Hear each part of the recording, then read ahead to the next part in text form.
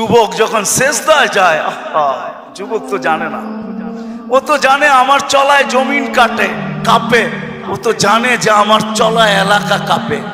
হায়, ও জানে না ওর সেজদায় যে আরশ কাঁপে, এটা ও জানে না। যদি জানতো তো এলাকা কাঁপাইতো না, যদি জানতো তো জমিন কাঁপাইতো না, ও সেজদা দিতে থাকতো আর আরশকে কাঁপাইতে থাকতো। যুবকের সেজদায় আরশ কাঁপে, আরশ। যুবক যখন সেজদায় যায়, সেজদায় পড়ে তো আল্লাহ ফেরেশতা, নাইলে এই হাদিস কোনোদিন আসতো না। আল্লাহ ফেরেশতাকে বলে উনজুর ইলা শাব মাযা ইয়াফআল, যুবকের দিকে তাকাতো কি করে আল্লাহ জানেন। তো ফেরেশতা বলে জাআলা আজলাহু ওয়া মাজালাহু লিআজলিক, সবকিছু বিসর্জন দিয়ে আপনার কুদরতি পায়ে মাথা ঠেকায় দিয়েছে। তা আল্লাহ বলে হাদা আবদি হাক্কা, এ আমার পারফেক্ট বান্দা, ইন্নী উবাহি বিহিল মালাইকা, তোমাদের উপরে আমি একে নিয়ে গৌরব করি। যখন সেজদায় চিৎকার দেয় সুবহানা রাব্বিয়াল আলা, আল্লাহ বলে সাব্বাহতানি সাব্বাহতুক, তুই আমাকে পবিত্র বললি, যাহ তুই পবিত্র, তোর গুনাহ মাফ, সেজদার থেকে উঠার আগে মাফ। আলাইতানি ফাআলাইতুক, মহান বললি, তুইও সৃষ্টির ভিতরে মহান। দুনিয়া আলারা তোকে কি দিবে? কিয়ামতের দিন আমি তোকে আরশের নিচে সুপার ডিলাক্স গ্যালারিতে বসাবো। গ্যালারিতে, সুপার ডিলাক্স গ্যালারি বোঝেন? 7 জনের ভিতরে একজন ওই যুবক যে যৌবন আল্লাহর সাথে বিনিময় করে। আল্লাহ বলে তাকে আমি আরশের নিচে গ্যালারিতে বসাবো। সাবআতুন ইয়াদিল্লুহুমুল্লাহু তাহতা দিল্লি। দুনিয়াওয়ালারা তোকে কি দিবে? দুনিয়াওয়ালারা অতক্ষণ দিবে যতক্ষণ স্বার্থ আছে। হইতে পারে স্বার্থ শেষ তো তোমার এতিম বাচ্চা, তোমার দুধের শিশুকেও এতিম করতে দুনিয়াওয়ালারা দ্বিধা করবে না, দ্বিধা করবে না। তোমার নববধূকে বিধবা বানাইতে দুনিয়াওয়ালারা দ্বিধা করবে না। অতদিন তুমি চামচ, যতদিন তুমি বোঝেন। রাগ হয়ে গেলেন? যুবক পায়ে হাত রাখি, মাপ চাই তোমাদের কাছে। অতদিন তুমি দুনিয়াওয়ালাদের কাছে দাম পাবে যতদিন তুমি চামচ হবে, চামচ। আল্লাহ বলে আমার কাছে দাম ভিন্ন, সত্য এটি। এই জন্য আসেন আজকের মজলিস থেকে ওয়াদা করে উঠি যে আজকের থেকে ভাববো যে আমি যে কোনো মুহূর্তে যেতে পারি। وقال رسول الله صلى الله عليه وسلم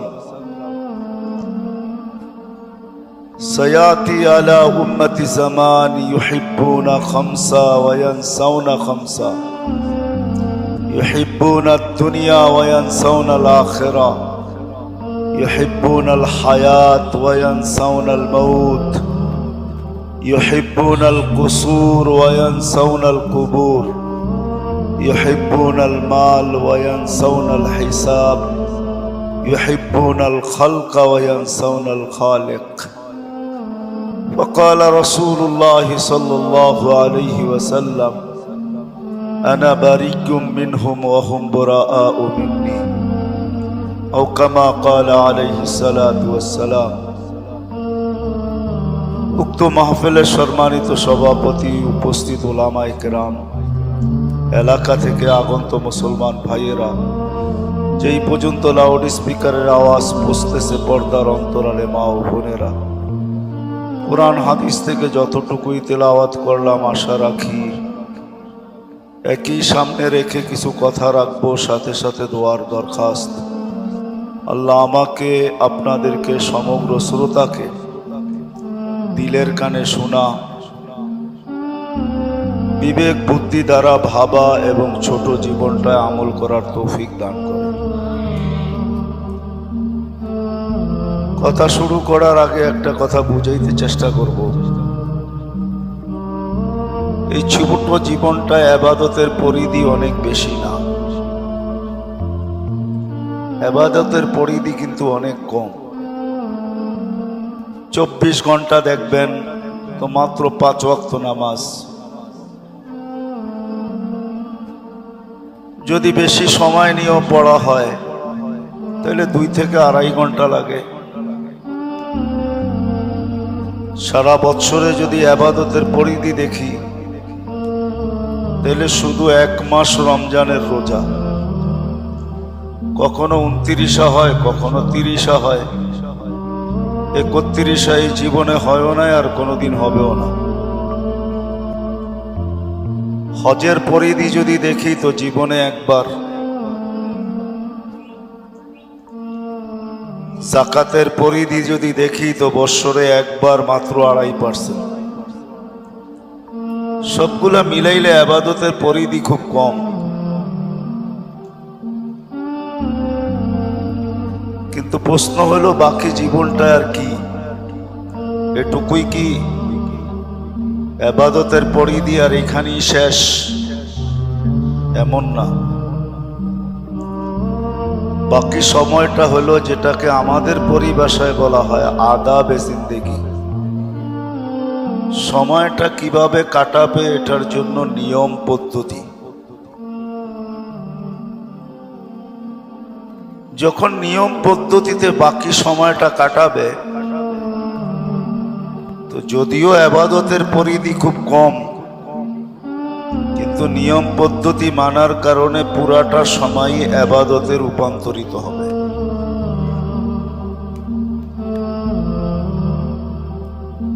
এজন্য আল্লাহ ইবাদত কম দিছেন, জীবন কাটানোর নিয়ম পদ্ধতি আল্লাহ অনেক দিছেন। আবার নিয়ম পদ্ধতিটি কোনো কঠিন না, সহজ। লাউড স্পিকারের আওয়াজ বহু দূর পর্যন্ত বটে, ঘরে বসেও শোনা যাবে, দূরে বসেও শোনা যাবে, ফাঁক ফাঁক হয়ে বসেও শোনা যাবে। কিন্তু দিনী মজলিসে বসার একটা নিয়মও আছে, আদাবও আছে, পদ্ধতি আছে। যত বেশি এটাকে মানব, কেননা এই মজলিস লাউড স্পিকার যদিও পুরা এলাকায় ছড়ানো, কিন্তু এই প্যান্ডেলটাই ফেরেশতা দ্বারা বেষ্টিত। আর কোনো জায়গায় কিন্তু ফেরেশতা দ্বারা বেষ্টিত না। প্যান্ডেলের ভিতরে যারা আসবে তারা ফেরেশতাদের বেষ্টনীর ভিতরে আসবে। এটাই কিন্তু রহমত দ্বারা ঢাকা। যে প্যান্ডেলের ভিতরে আসবে সে রহমতের নিচে ঢাকা পড়বে। এইখানেই কিন্তু শান্তি নাজেল হতেছে। যে এইখানে আসবে শান্তির একটা অংশ সেও পাবে। আজকে যদিও নাকি আমাদের জীবনগুলা বিক্ষিপ্ত থাকার কারণে আমরা সর্ব জায়গায়, একটা ইংলিশে আপনাদের শব্দ আছে যেটা সবাই আমরা ব্যবহার করে থাকি, আর করোনা আসার কারণে আমরা এটা আরো বেশি অভ্যস্ত হয়েছি, যেটাকে বলে সোশ্যাল ডিস্টেন্স, একটু দূরে দূরে থাকা। বিদায় মসজিদও কিন্তু দূরে দূরে দাঁড়াইতে অভ্যস্ত, কেউ এখন আর কারো গায়ের কাছে আসতে চায় না। আর তার থেকে যদি একটু নিম্নমানের হয়, রাগ হয় না, বোঝানোর জন্য বলতেছি, বাড়িওয়ালা যদি দেখে যে বারাটিয়া পাশে দাঁড়ায় গেছে, তো সে একটু দূরে সরাইতে চায় যে আমি বাড়িওয়ালা, তুমি আমার বারাটিয়া হয়ে আমার পাশে দাঁড়াইলে তো দাঁড়াইলে কি করে। আর মালিক যদি কর্মচারীকে পাশে দাঁড়াইতে দেখে তাহলে তো কোনো কথাই নেই, ঠিক না? চোখ বিরাট বিরাট করে তাকায় আর বলে তুই আমার পাশে দাঁড়াইলি তো দাঁড়াইলি কেন, তুই তো আমার কর্মচারী, ঠিক না? তো এই সোশ্যাল ডিস্টেন্সের একটা প্রতিক্রিয়া আমাদের জীবনে পড়তে শুরু হয়েছে। এই জন্য ঘরেও দেখবেন সবাই দূরত্ব বজায় রাখে। স্বামী আগের মতো স্ত্রীকে কাছে পাইতে চায় না, একটু দূরে দূরে রাখতে চায়। আবার স্ত্রীও স্বামীর থেকে একটু দূরে দূরে থাকতে চায়। সন্তানও মা বাবার কাছে আসতে চায় না, একটু দূরে দূরে থাকতে চায়। ভাই বাড়ি থেকে দূরে, বোন বান থেকে দূরে, আত্মীয় আত্মীয়র থেকে দূরে, প্রতিবেশী প্রতিবেশীর থেকে দূরে। এই দূরত্ব মনোভাবটা আমাদের কোত্থেকে আসলো? শুধু আদাবে জিন্দেগি না মানার কারণে। এটা ইসলাহি প্রোগ্রাম, এই জন্যই বলতেছি জীবনের কিছু নিয়ম আছে। জীবনটা আমার না, যদিও ব্যবহার করি আমি। যদি আমার হতো তাহলে আমার কন্ট্রোলে কেন আসলো না? আমি তো চাই না আমার দাড়িগুলা পাকক, আমি তো চাই না আমার কোমরটা দুর্বল হোক, আমি তো চাই না আমার যৌবনটা বিলুপ্ত হোক, আমি তো চাই না আমার চোখের দৃষ্টিশক্তি কমুক, আমি তো চাই না আমার ব্রেনের ক্ষমতা কমুক। কি আপনারা চান নাকি? হ্যাঁ, জীবনটা যদি আমার হতো তো জীবনের কোনো জিনিসটাই তো আমার কন্ট্রোলে না। কন্ট্রোলে? হ্যাঁ, কোনোটাকে প্রতিরোধ করা যায়? তাহলে বোঝা গেল জীবনটা আমার না। যদিও আমি ব্যবহার করি, যদিও আমি বলি যে জীবন আমার, আমার জীবন আমি কাটাবো, যেমন খুশি তেমন কাটাবো, এটা একটা স্লোগান মাত্র। যে দিচ্ছে, স্লোগান দিতেছে, সেও তার জীবনের কন্ট্রোল রাখে না যে তার হাতে কন্ট্রোল থাকবে। জীবনের গতি না আমার হাতে কন্ট্রোল, জীবনের চলা না আমার হাতে কন্ট্রোল। এক মুহূর্ত পরে কি হবে এটাও আমি জানি না। অ্যাক্সিডেন্ট শুধু হাইওয়ে হয় না, গলিতেও হয় মাঝে মাঝে, ঠিক না? কি বলেন? যে অ্যাক্সিডেন্টের যে শিকার, সে কোনোদিন কি ভাবছে যে এই গলিতে অ্যাক্সিডেন্ট হবে? তাহলে বোঝা গেল কোনো জিনিসই কন্ট্রোল আমার হাতে না। যদিও আমি স্লোগান দিতেছি, যুবক স্লোগান দেয় যৌবন আমার, যেমন খুশি তেমন কাটাবো। নারী স্লোগান দেয় নারীত্বর জীবন আমার, আমি যেমন খুশি তেমন কাটাবো। আমরা প্রত্যেকেই বলি জীবনটা আমার, লিখতেও লেখি, বলতেও বলি, বক্তৃতাও বলি, কিন্তু আসলে যদি আমার হইতো এটার কোন জায়গায় আমার কন্ট্রোল আছে বলেন? না দাঁত উঠার ভিতরে আমার কন্ট্রোল, না দাঁত পড়ার ভিতরে আমার কন্ট্রোল, না চোখের দৃষ্টির উপরে আমার কন্ট্রোল, না দৃষ্টিশক্তি মৌত পর্যন্ত এক জায়গায় দাঁড়ায় থাকার উপরে আমার কন্ট্রোল। বলেন, আমাকে বুঝান। দুনিয়াটা তো লজিকের, যুক্তির দুনিয়া। আমার কাছে সুর হবে না, কথা এরকমই হবে। দুনিয়াটা যুক্তির দুনিয়া, লজিকের দুনিয়া। লজিক দিয়ে বুঝান যে জীবনের কোন ক্ষেত্রটা আপনার আমার কন্ট্রোলে আছে? কন্ট্রোলে কোনোটা? না পেশাব কন্ট্রোলে, না পায়খানা কন্ট্রোলে? কি কন্ট্রোলে আছে? কোনোটা কন্ট্রোলে নাই। এটা আপনার হয় কি করে? বিদায় মাইনা নেন যেটা আমার না, এটা একজন আমাকে দিছেন। ব্যবহারের অধিকার দিছেন উনি, যে তুমি ব্যবহার করতে পারো। তোমাকে ব্যবহারের অধিকার দিলাম, ভোগেরও অধিকার দিলাম, তুমি ভোগও করতে পারবে। যুবক যৌবনকে ভোগ করতে পারবে, পুরুষ পুরুষত্বকে ভোগ করতে পারবে, নারী নারীত্বকে ভোগ করতে পারবে। ভোগ তুমি করতে পারবে।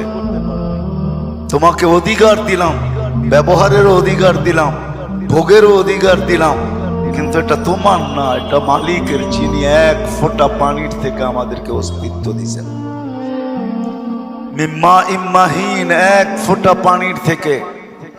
কিন্তু আফসোসের বিষয়, মানুষই একমাত্র প্রাণী সৃষ্টির ভিতরে, এর মতো নিমক হারাম কেউ নাই, অকৃতজ্ঞ কেউ নাই। কোন সৃষ্টি নাই এরকম অকৃতজ্ঞ, কোন সৃষ্টি নাই এরকম নিমক হারাম। অকৃতজ্ঞ, নিমক হারাম, মানুষের মতো কেউ নাই, কোন সৃষ্টি নাই। সবকিছু পায়া যাওয়ার পরে হারায়া যায়। এই জন্য আল্লাহ বলছে কুতিলাল ইনসানু মা আকফারা। ও মানুষ, তুই অকৃতজ্ঞ হলি তো হলি কি কইরা? তোর একটা সেকেন্ডও তো তোর কন্ট্রোলে না। কি কোন সেকেন্ড আপনার কন্ট্রোলে? বলেন, এখানে তো শিক্ষিত লোকই বেশিরভাগ হবে, কিছু তো পড়ালেখা করছেন না, করেন নাই। বলেন কোন সেকেন্ডটা আপনার কন্ট্রোলে? যদি এমনই হইতো তাহলে এই সত্তাই তো বাংলার জমিনে কোনোদিন হইতো না। 1 মিনিটের নাই ভরসা যে লেখছে তার উপরই সত্তায়িত হয়েছে, আর কোনো বন্ধ কামড়ায় না। হাজারো মানুষের সামনে আল্লাহ সত্তায়িত করছেন। ফিরোজ শাহী 1 মিনিটের ভরসা লেখছে, গাজীপুরের স্টেজে গাইতে যায় চাঁদ দিয়া দিছে। স্টেজে পড়ছে, স্টেজেই মারা গেছে। জানেন তো না জানেন না? আমাদের চেয়ে আপনাদের বেশি জানার কথা, কেননা সারাদিন মিডিয়ায় চোখ থাকে, ঠিক না? আমাদের তো মিডিয়া দেখার সুযোগ হয় না, আপনাদের তো সারাদিন মিডিয়ায় চোখ থাকে। যুবকরা তো আমার চেয়ে বেশি জানা দরকার, ওরা তো সারাদিন মিডিয়ার ভিতরেই ডুবা থাকে। ফিরোজ শাহী 1 মিনিটের ভরসা নিজে লেখছে, নিজে গাইছে, 1 মিনিটের নাই ভরসা। আল্লাহ বলে রাখো, তোমার উপরে সত্যায়িত করব, দুনিয়াকে দেখাবো যে 1 মিনিটের কন্ট্রোলও তোমার না, এটা আমার। সত্য তো না? সত্য না? 1 মিনিটের ভরসা নাই। আল্লাহ বলে অস্তিত্ব তোমাকে সবকিছু দেওয়ার পরে তুমি হারাইলা কি করে? বিদায় তোমার মতো অকৃতজ্ঞ কেউ নাই।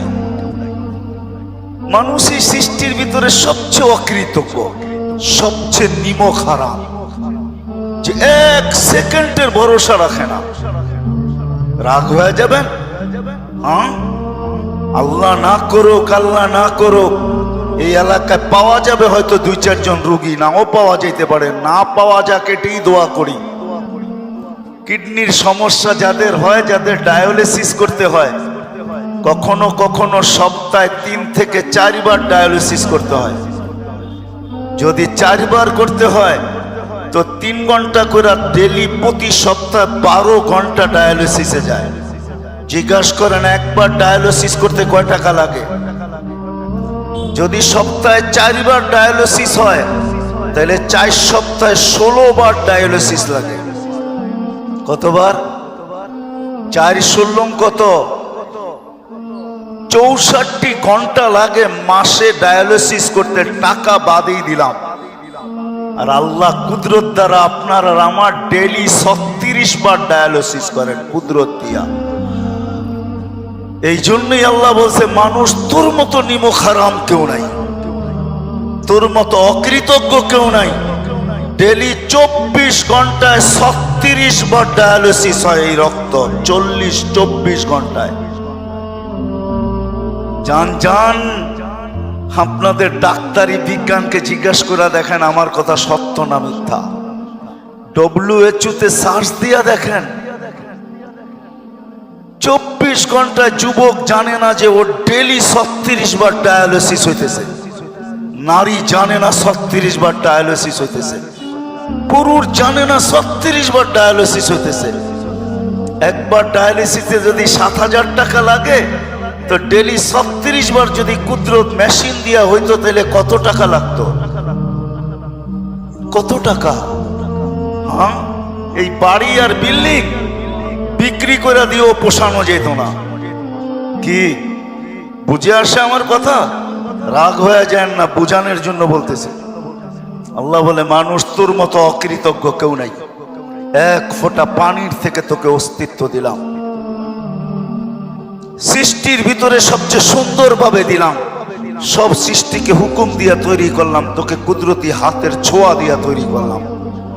সমগ্র সৃষ্টিকে 6 দিনে অস্তিত্ব দিলাম, তোকে 10 মাস সময় নিয়ে নিখুঁত ভাবে তৈরি করলাম। এমন নিখুঁত ভাবে তৈরি করলাম, চামড়ার এমন নিখুঁতত্ব, এমন নিখুঁত ভাবে আমি তোকে চামড়া, গোশত আর চামড়া উপরে আমি সেট করলাম। হাদিস আছে, আমি হাদিস টানতে চাইতেছি না। আল্লাহ বলছে, তোকে আমি 1 ফোঁটা পানির থেকে জাল তোকা দামা, তোকে রক্তে রূপান্তরিত করছি। সুম্মা মুজগা, পরে রক্তপিণ্ড, সুম্মা ইযামা, পরে তোর কঙ্কাল, কাসাইতু আলাইহি লাহমা, এর উপর আমি গোশতের আবরণ নিখুঁত ভাবে চড়াইয়া দিছি। কত মানুষই তো তোর গোশতের আবরণ দেখা বারবার তাকায়, ঠিক না? হ্যাঁ, মনে হয় বোঝেন টোজেন না কিছু, ঠিক না? কত মানুষই তো গোশতের আবরণ দেখা বারবার তাকায়। খলাকতুকা আহসানাল খালিকিন, সৃষ্টির ভিতরে তোকে সবচেয়ে সুন্দর গঠন দিছি। আজকে তোর গঠন দেখা বহুত মানুষ বারবার তাকায় তো দূরের কথা, বহুত মানুষ এমনও আছে তোর গঠনের ভিতরে জান পর্যন্ত দিতে রাজি না। নাই? নাইলে দুনিয়া এতগুলো কাহিনী হইলো তো হইলো কেন, ঠিক না? কি মনে হয় কোনো কাহিনী দুনিয়াতে হয় না এই পর্যন্ত? কি আঙ্গুল দিয়া দেখায় দিতে হবে? এরকম কাহিনী জাগো দাড়ি পাইকা গেছে, এদের জীবনও দুই একটা হয়েছে, ঠিক না?